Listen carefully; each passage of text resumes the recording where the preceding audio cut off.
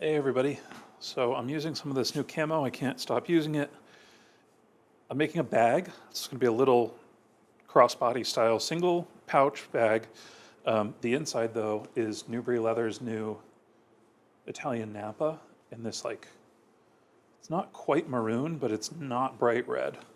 So this is going to be really cool. And then I have my French seam has a little red liner there. But I figured haven't done an updated video on how to make piping in a long time, and I have to make piping on this bag. So I figured let's go through, we did how to do the French seam. Let's go through and do an updated piping video because I've done things a little bit differently, started doing things a little bit differently. And it's just good to have a standalone video that I can direct you guys to if you ask how to get it done. So yeah, let's get into it. It's how you add piping to a bag.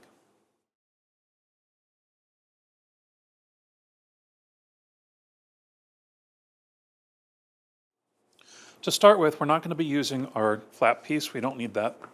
We're going to be using the front panel of our bag, which in my pattern is this piece right here. Then we're going to be using our gusset, which in my bag is this piece right here. That's generally, the piping will go in between the front and the gusset of whatever pocket or bag you're making.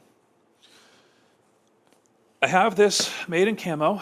I have my edges skived thin. That's key. You want a nice thin edge because when you flip it right side too, we are going to have to do like a half flip. The thinner the edge, the more tidy it's going to lay. Now I'm going to make my piping out of this. This is some Wick and Craig bridle, split way, way thin. It's I think it's about 2 ounces. And I need a 1-inch strip that's about 20 inches long. We'll use this for something else, but I need a good edge here, and this is the least intrusive way I can make it. So the first thing I'm gonna do is I'm gonna cut myself a straight edge. I'm gonna get my strap cutter set to 1 inch, and I'm gonna cut myself a 1-inch strap. We're not going to keep it as a strap for long. If we wanted to just use the strip of leather, we could fold that over and make a very, very thin piping. But if we look at the bag, this bag that I made, this is a nice circular, sort of beefy piping. I like it. I like my pipings to be a little bigger than normal, but it's good to just show you on camera. It shows up nice too. So we're going to need a core for this. Now what I use as a core, which is what we're going to wrap our leather around, is just weed whacker line. That's it. The way we're going to size this, I take my front panel here. I'm going to take my weed whacker line, and I'm basically going to start 1 inch down from the top. Just going to go around and measure out how much of this stuff I'm going to need. I don't want to go all the way to the top. It should be about 17 inches in this pattern. Now the reason I don't want to go all the way to the top is because you have to end your piping somewhere, right? And if you see here, our piping tucks in, and we can't have any core at the top where it tucks in. So we want our core to end a little before the top of the piece that we're putting the piping on. We're going to be putting some glue here and laying our core down and gluing it in, but you can see this has been wrapped for a long time. So what I like to do is, if you're using a weed whacker core, this might be helpful for you. I just take a lighter and just pass it. You don't want to melt it, but you could just pass it down this core and it'll straighten it out. It also kind of like shrinks it a little bit, which is nice because the stuff that I have right now is a little big, so this makes it pretty much the size that I want, working with 2 ounce leather. So I'm going to go ahead. This looks like it's the wrong side of the leather to be gluing, so this is the front of the leather, the finished side. This is, it's a finished back on this. If you get thin leather from Buckle Guy, they usually always have the back finished, even though it's split really thin, which is nice. So I'm just going to glue this entire thing. And then, okay, so I am not a fine French leather worker, it is important to note. And I am sure there are other ways to do this that involve thinner leathers, proper, quote unquote, proper core material. I have bags that I use weed whacker on, line on 10 years ago. They last just fine. I like to use a little bit of a thicker leather because your piping is the first thing that usually is going to come in contact with things. And over time, it can get abrasive damage. I like using a little bit of a thicker leather, 2.5 ounces, because it just adds a little bit more longevity. So you can see I'm not worrying about like going crazy on this. I just want enough glue that's too much. I got to talking. I just have enough glue that I can flip this over and put it on and it'll stay. Once our glue is dry, all I'm gonna do is place my core in the center here. You wanna make sure that you have a few inches on either side of the core once it's glued down. So my core goes from here to here. I have a couple inches on the other side, on each side. That's perfect. So now we're gonna wrap our core, and all I'm gonna do is I started from the middle, did one half, now I'm gonna do the other half. I'm just focusing on making sure these edges line up. I'm gonna trim them, so this isn't for looks. It's to make sure that our core ends up dead center right here in the folded half. I'm only pinching the top right now because we're gonna go in with a bone folder to really push that core deep in. And then once we get past the core, we just wanna make sure that we fold this in half because we are gonna use some of this. We'll probably trim most of it off, but we're gonna use some of it. Okay, I have my bone folder. What I'm gonna do is, I'm gonna tuck that in and push this way. And you'll feel your core sort of snap into place and stick. Now don't worry about this trench essentially that we're making with our bone folder. That's actually gonna be our stitch line. So it's good that it's there.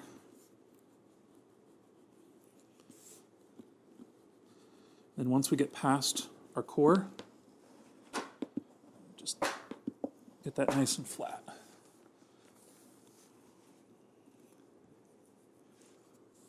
So I'm pushing this way.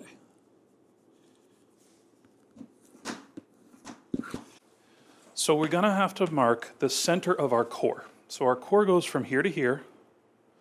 I am going to use the grid on my cutting mat that goes to 16. So it's 16 for me. Could be different for you. It all depends on the size of the bag that you're making. So I'm gonna go with 8 here, mark my center. Now we need the center because we have the center of our front panel. We want that to match up because as we glue this in, the end of our core is going to determine where we tuck our piping in. So you could see on our finished piece, our piping, this has been flipped. Our piping tucks in. We want that to be even on both sides. And we do that by marking our center line on our piping and marking our center line on the bottom of our front panel. So now I'm going to rough up this leather and then we're going to glue this in. But the glue in is not a standard glue in because we have to cut I cut notches as I go. You don't have to do that. Again, this is one way to do this, but this is the most efficient way I've found to do it and it works really well. So I'm going to get this glued up and then when it's time to stick them together, I'll come back and show you how I do that. Okay, here we go. We have our glue. I have my mark right here, my glue on this side of my piping. First thing I'm going to do, I'm going to match my center line up with my center line and glue down the bottom. Now, a big thing, I don't like to really hammer this home and stick it really tight until everything is stuck down so that if I need to move it, I can fairly easily. I'm going to pick one side, we're going to go one half at a time. What I'm going to do first is I'm going to cut a little notch right where my piping would begin to take a turn. Then I'm going to cut a notch every 3/8 to 1/2 of an inch for as long as it'll take to go around this curve. Once I've done that, you can see these notches. If you go further, that's fine. These notches make it super easy for me to take that curve nice and cleanly with no bumps, and my piping is going to lay flat. Once I do that, I'll take my bone folder, and since this side is pretty good to go, we'll get that stuck down fairly permanently. It's also really important to use a really good strong glue, so make sure you know how, whether you go Eco Stick, water-based, barge, whatever, just make sure you know how to use this glue and how to get it to stick really well. Next, we're going to go on the other side. We're going to do the same thing. I'm going to make one small slit, and I'm making my little slit here not quite where I'm going to put my stitching, a little bit below it. Then I'm going to go 1, 2, 3, 4. 4 should be enough.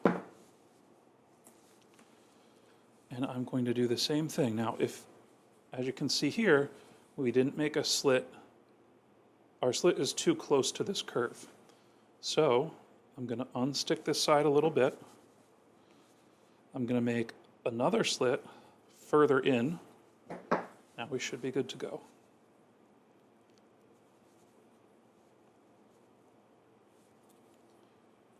There. I'm going to go in with my bone folder, stick this curve down now that I know it's sitting correctly.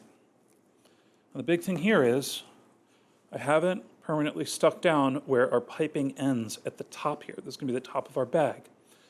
First thing I'm doing is I'm looking to make sure, was my center line actually my center line? Does my piping end at the same spot on both sides? And it does. Now we need to finish off these tops so that we get that nice blended look.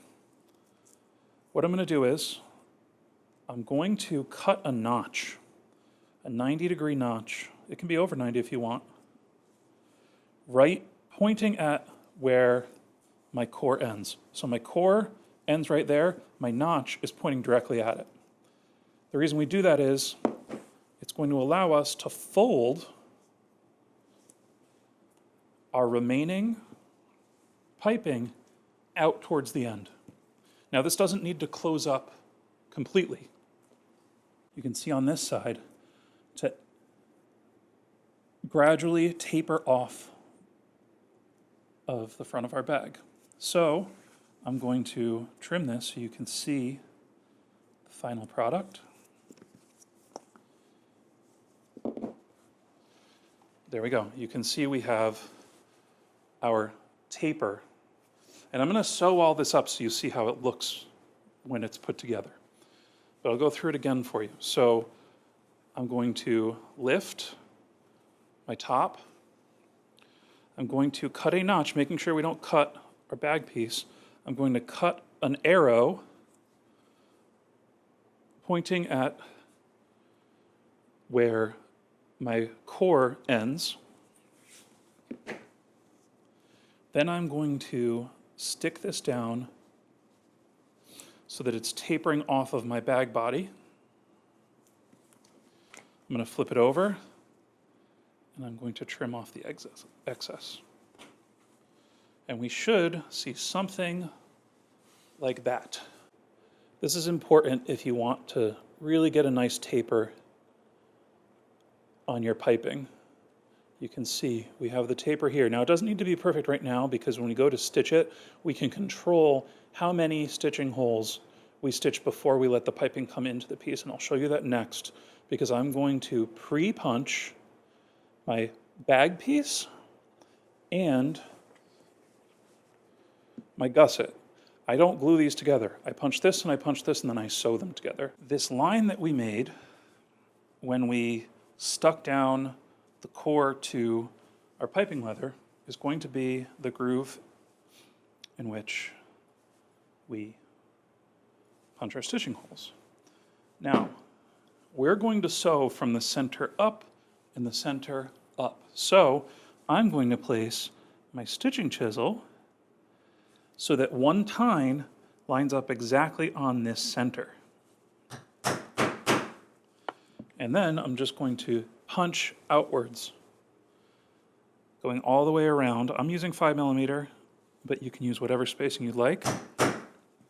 And one of the more important things is, as I'm going along, I really want to snug my chisel up to the intersection of the core and the flat leather, because any glue that we've put on the bottom here is going to show if we don't sew sort of past it. Now, when we get to the top, where we have cut and faded our piping off, you're going to want to make sure that this part is pretty flat, right? So our core ends here. This is flat as it fades off, so that we can just kind of go straight over it. See, and I'm able to just go right over like this. And you can kind of see that will actually give you a little bit of a sneak peek as to what your piping is going to look like, because where that stitching chisel is, that sort of emulates where your gusset's going to be. Okay, so for my gusset piece, I have skived again. I've skived the side that's going to be stitched, and we're going to stitch in reverse like this. Then we will flip to get this nice seam. I've laid out my stitch line here with my dividers. I'm going to start punching again with my tine directly in the center, because I want this line, this seam, to line up and be the center of the bottom of my bag. Now this center line is also where we're going to start stitching from. And we'll go up one side and then up the other. Okay, I apologize in advance because this is going to be hard to show you, but I'm going to do my best. So we have the front of our bag. We have our center line marked at the bottom here. I am going to put my needle into that hole that we punched right at the center line. Then I'm going to take my gusset. We have the hole that we punched right at the center line of this. Guess where that needle is going to go? Right through there. Now we're pretty much free to go. I'm going to go to the next hole, and I'm going to start working my way around one side, stitching up this side. Then I'm going to go back, I'm going to stitch up this side, and that will create a perfectly symmetrical sewn-in gusset. So you can see we're mostly sewn up here. On this side, our piping tucks neatly into our seam, and then our seam keeps going. I haven't finished this side yet. I haven't finished that side because I want to show you my little secret to make sure that these are even. It's simply just counting stitches.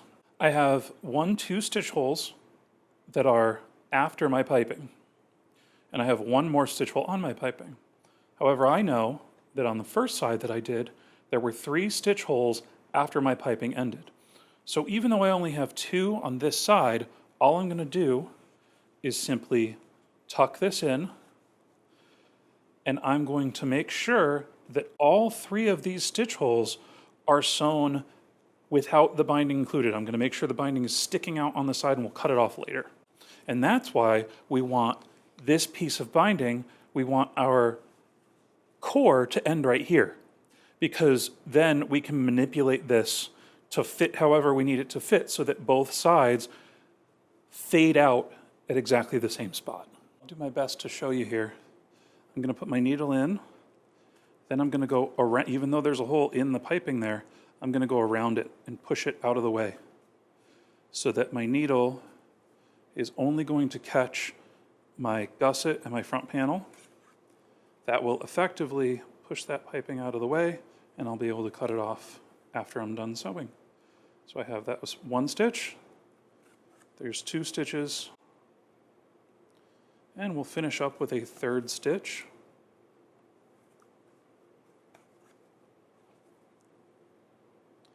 And I know that that matches this side. Now all I have to do is back stitch, and we'll be ready to finish up this seam. Once we are fully sewn up, we can do all of our trimming. I like to finish the inside edges just like I would finish the outside edges, so that they're nice and smooth when people are using the bag, putting things in and out. Now we get to do our little hat flip, which admittedly is much easier than a hole flip. Just going to flip this out, and we get to see how our piping looks. There we go. I'd say that looks pretty good to me. And you can see here how our piping fades off into the seam, and we're ready for our edge banding along top. Now, if you aren't going to use edge banding, that's totally fine. You can see using this technique, you will have piping that fades off, and this seam is a finished seam, so you don't need anything up top here if you don't want to. That's going to be it, everybody. Now, I understand I am not an Hermes trained or anything trained craftsman, but I do have almost 20 years experience, and this is how I've made plenty of bags that I've sold. This is a really nice little technique using very available material, and it's a great way to get a nice result. Thank you so much for watching. I look forward to seeing all the bags you're going to make, and I'll see you in the next one.